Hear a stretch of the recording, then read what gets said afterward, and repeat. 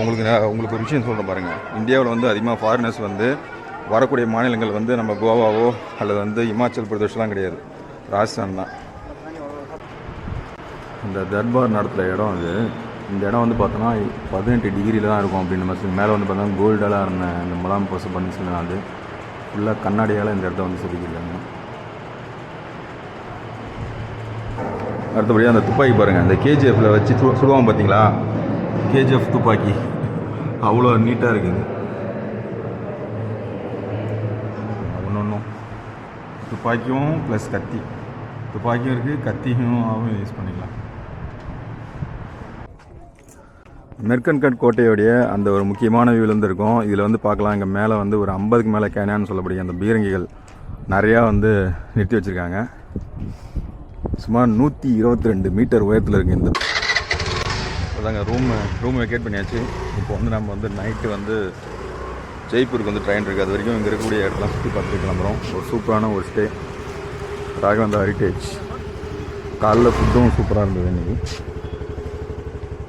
Okay,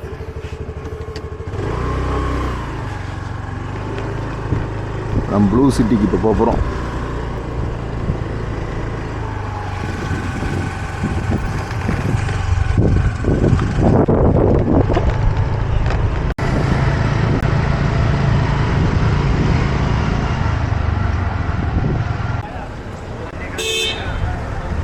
மரகதா fort வந்தாச்சு. கிட்டத்தட்ட ticket கேட்குறாங்கன்னு தெரில.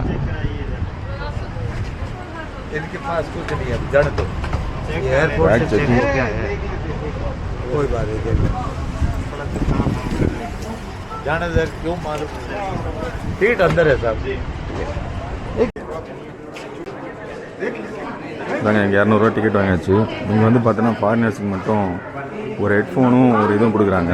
அதை வச்சு நீங்கள் என்ன பண்ணலாம், காதில் வச்சு கேட்டுருக்கும்போது எக்ஸ்சேஞ்சும் இருக்குங்க.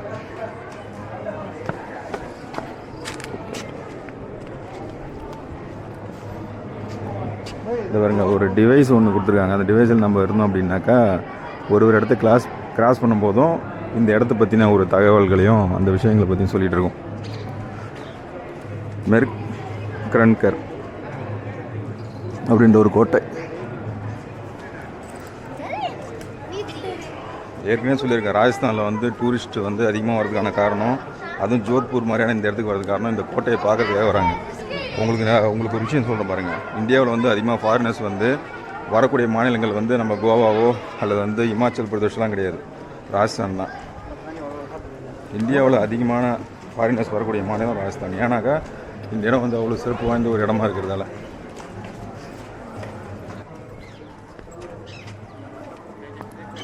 இங்கே ஏற்கனவே சொல்லியிருக்க மாதிரி இந்த இடத்த வந்து ப்ளூ சிட்டின்னு சொல்கிறதுக்கான காரணம், இந்த இடத்துக்கு கீழே வந்து பார்த்தீங்கன்னா ஃபுல் அண்ட் ஃபுல் ப்ளூவாகவே இருக்கும். எல்லா வீடும் பார்த்தீங்கன்னா ப்ளூ கலர் பெயிண்ட் அடிச்சிருக்காங்க.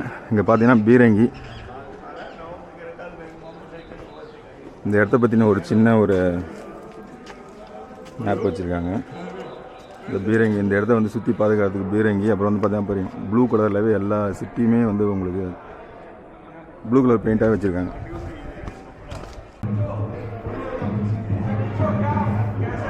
இந்த கேட்டுக்குள்ளே வந்தோடனே இந்த மதுளை பாருங்கள் எவ்வளோ பெருசு இருக்குன்ட்டு. இதெல்லாம் இப்போ நினச்சி கூட பார்க்க முடியுமான்னு தெரியல. இதனால தான் வந்து இங்கே டூரிஸ்ட் ஃபாரினர்ஸ் அதிகமாக வராங்க. எவ்வளோ ஹைட்டு நினச்ச பார்க்க முடியல, அந்தளவுக்கு ஒரு பெரிய ஹைட்டாக இருக்குது. மெர்கன்கட் இங்கே உள்ளே போகும்போதே அங்கேருந்து நடந்து வர உற்சாகப்படுத்துறதுக்காக எப்போவுமே வந்து மோளம் அடிச்சுக்கிட்டு மியூசிக் அமைப்பா இருக்கிறவங்க எப்போவுமே இங்கே இருப்பாங்களாம். அந்த சவுண்டு தான் இப்போ கேட்டுட்ருக்கு. இந்த கோட்டையை பாருங்கள் கொஞ்சம்.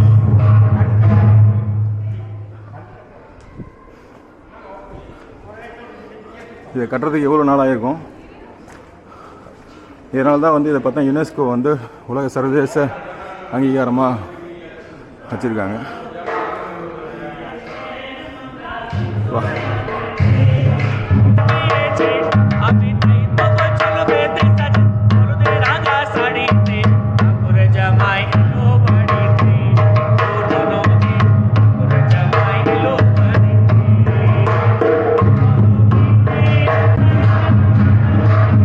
கோட்டையோட உள்புறம் பாருங்க, இந்த ஆணி அந்த பாகுபலி படத்தில் காட்டுவாங்கள்ல அந்த மாதிரி இரும்பு மதிச்சுவர்.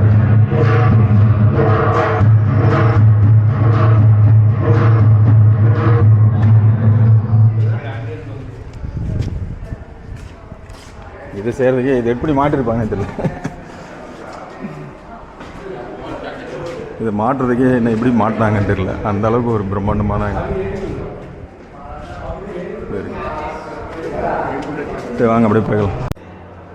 வாங்க, இங்கே வந்து மியூசியம் இருக்குது. இந்த அரண்மனை பாருங்கள், அந்த கல் எவ்வளோ வேலைப்பாடுகள் நடந்திருக்கும்.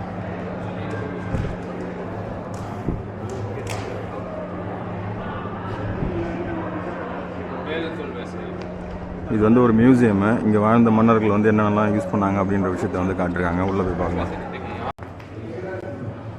மார்வார் வம்சத்தை சேர்ந்த அரசர்கள் வந்து இந்த யானை மேலே வந்து பல்லக்கு போவாங்க பாருங்க. அது தூக்கிட்டு போகிற அந்த பல்லக்கு மாதிரிகள் இவைகள்லாம்.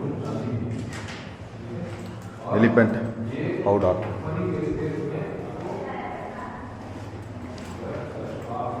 இதெல்லாம் படத்தில் பார்த்துருப்போம். அரசர் வந்து உட்காந்துருப்பார். இது வந்து யானை மேலே இருக்கும். அந்த மாதிரியான ஒரு அமைப்பு.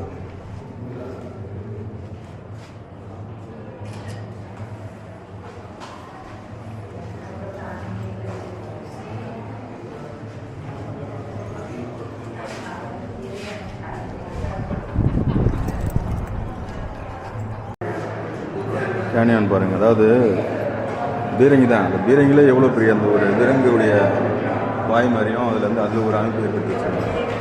அப்புறம் இது ஒரு பெரிய பல்லக்கு, இதுவும் ஒரு பீரங்கி தான். அப்புறம் வந்து அடுத்தது வந்து பார்த்தோன்னா அவங்க பயன்படுத்தின வாள்கள் ரொம்ப பெருசு பாருங்க.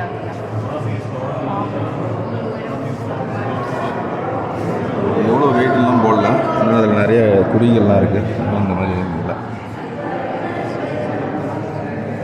இந்த வால் பாருங்க வேறு ஒரு மாதிரி இருக்குது. அடுத்தபடியாக அந்த துப்பாக்கி பாருங்கள், அந்த கேஜிஎஃப்பில் வச்சு சுடுவாங்க பார்த்தீங்களா, கேஜிஎஃப் துப்பாக்கி அவ்வளோ நீட்டாக இருக்குது.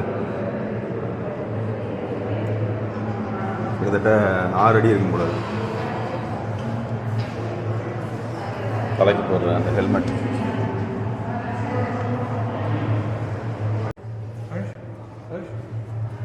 இந்த ஒரு ரூம் போதுங்க இவங்களோட கலைஞர்களுக்கு காட்டுறதுக்கு.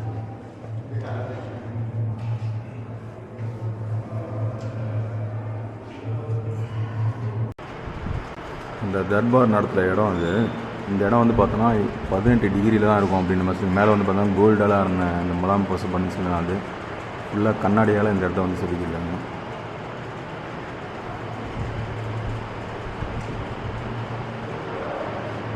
வாழ்ந்திருக்காங்க மார்வார் அரசர்கள். இங்கே எவ்வளோ வெப்பமாக இருந்தாலும் இங்கே ஒரு 18 டிகிரி தான் இருக்குமா. அங்கே மேலே அந்த பெயிண்டிங்ஸ்லாம் வந்து நினச்சே பார்க்க முடியல.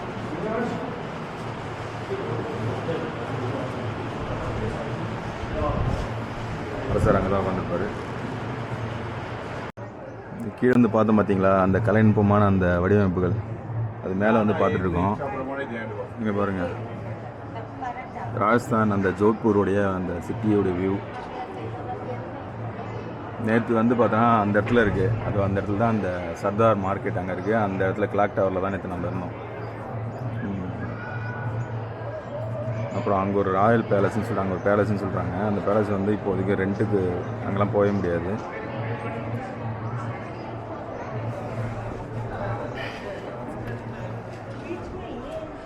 ஆர்மோரி போர் அடுத்தது வந்து பார்த்தா ஆயுதங்களுக்கு, அதாவது ஆயுதங்கள் அவங்க வச்சுருந்த ஆயுதங்களுக்கான ரூமுக்கு போகிறோம்.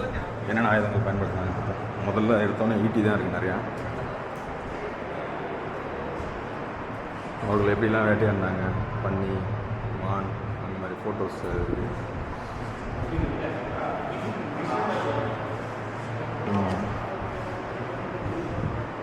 பயன்படுத்தி அந்த ஆயுதங்கள் ஒன்று ஒரு டிஃப்ரெண்ட்டாக இருக்குது. முக்கியமாக துப்பாக்கி.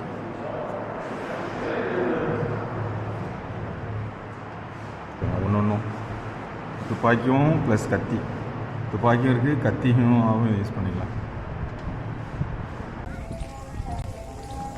கோட்டையை சுற்றி நடைபயிற்சி போகிறதுக்கு இங்கே ஒரு அழகான பூங்கா ஒன்று இருக்குது. இப்போ இருக்கிற தொழில்துறை இதை அழகாக வச்சு வளர்க்குறாங்க. உங்களுக்கெல்லாம் பார்த்துருப்போம் சின்ன வயசில் பொம்மலாட்டம் ஆடுவோம் பார்த்தீங்களா, அந்த மாதிரியான பொம்மைகள்.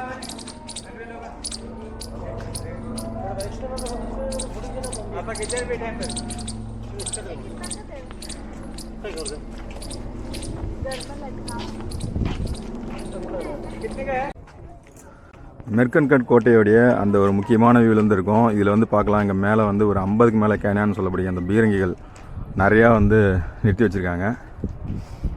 சுமார் 122 மீட்டர் உயரத்தில் இருக்குது இந்த பில்டிங். இதை சுற்றி வந்து பார்த்திங்கன்னா நீல கலர் வீடுகள், அதான் சொல்லுவாங்க ப்ளூ சிட்டி. பொதுவாக வந்து இது யுனெஸ்கோவால் அங்கீகரிக்கப்பட்ட இந்த கோட்டைக்காக மட்டும் உலக நாடுகள்லேருந்து சுற்றுலா பயணிகள் வரல.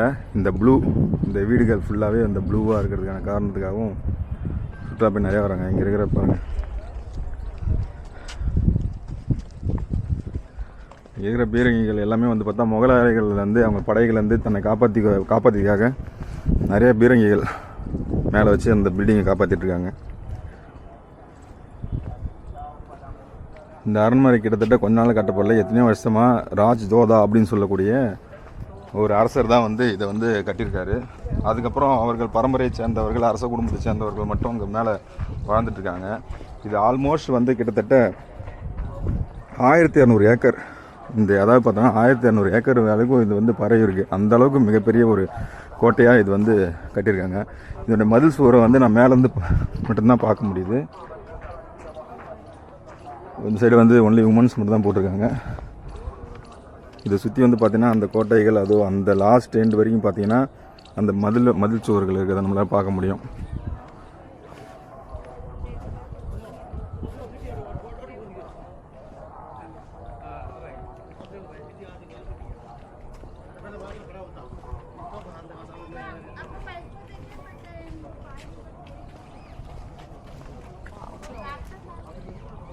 இங்கே வந்து பார்த்தோன்னா ஒரு சாமுண்டி கோயில் இருக்குது. அந்த சாமுண்டி கோயிலுக்கு கண்டிப்பாக நம்ம போகணும். அந்த வழி நடக்க விட்டுருந்தா நல்லா இருந்திருக்கும். அங்கே ஒன்லி ஃபார் வந்து உமன்ஸுக்காகவும் ஹேண்டிகேப்டடு சைல்ட்ஸுக்கு மட்டும் அந்த இடம் வந்து நடக்கிறதுக்காக விட்ருக்காங்க. நல்லா வெயில் அடிக்குது, அந்த கோயில் சத்தம் கேட்குது, மணி சத்தம்.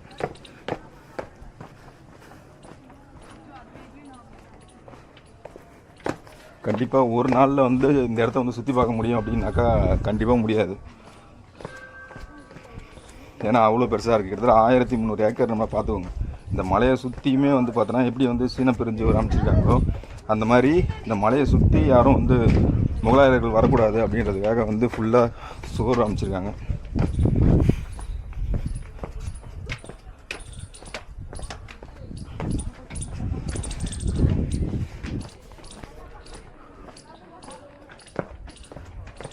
எவ்வளோ பெரிய மதில் சுவர் பாருங்கள். இதுவே ஆக்சுவலி ஒரு மதில் சுவர் தான்.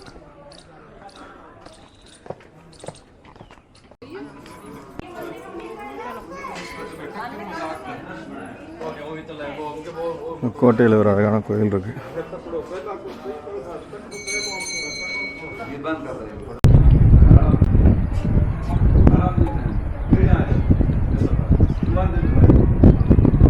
சாமுண்டி கோயிலுக்கு பின்னாடி அந்த ப்ளூ செட்டி என்ற அந்த இடம்.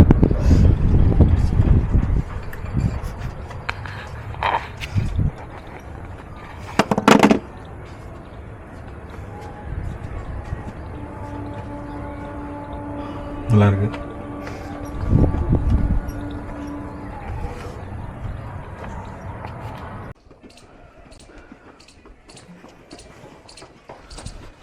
சாமுண்டி கோயிலுக்கு போய்ட்டு வந்துட்டோம். இங்கே வந்து பார்த்தோன்னா ஒரு 1998 இங்கே திருவிழா நடக்கும்போது வந்து பார்த்தோன்னா கிட்டத்தட்ட 370 பேர் மேலே கூட்ட நெரிசலால் வந்து இறந்துட்டாங்க. சரியாக காவல்துறையை சரியாக ஹேண்டில் பண்ணாததால் அது ஒரு சோகமான சம்பவம். இங்கே அதாவது இங்கே இருக்கிற மன்னர்கள்லாம் இந்த அளவுக்கு ஏன் சுவர் எழுப்பணும், நம்ம தமிழ் மன்னர்கள்லாம் ஏன் அந்தளவுக்கு சுவர்லாம் எழுப்பல? காரணம் உங்களுக்கே தெரிஞ்சிருக்கும்.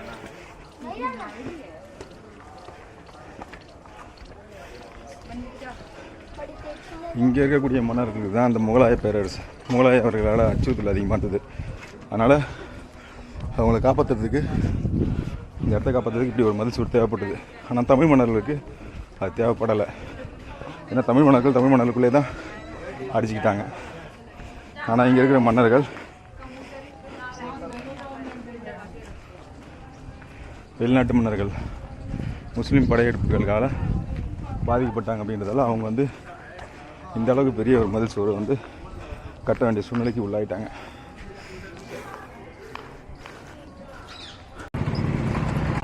அடுத்தது ப்ளூ சிட்டி.